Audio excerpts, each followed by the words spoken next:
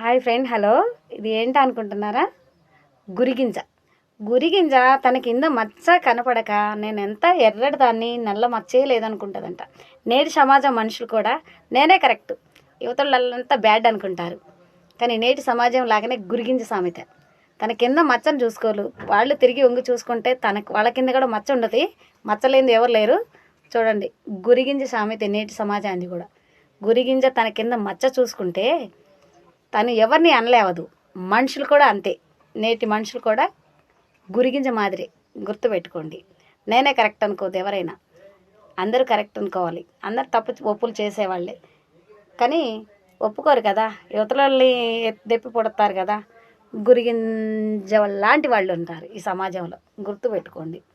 కానీ వాళ్ళు వంగి చూసుకుంటే చాలా మచ్చ ఉంటుంది. కానీ ఆ మచ్చ తెలియక అందరు నన్ను ఎత్తారు. గుర్తుపెట్టు.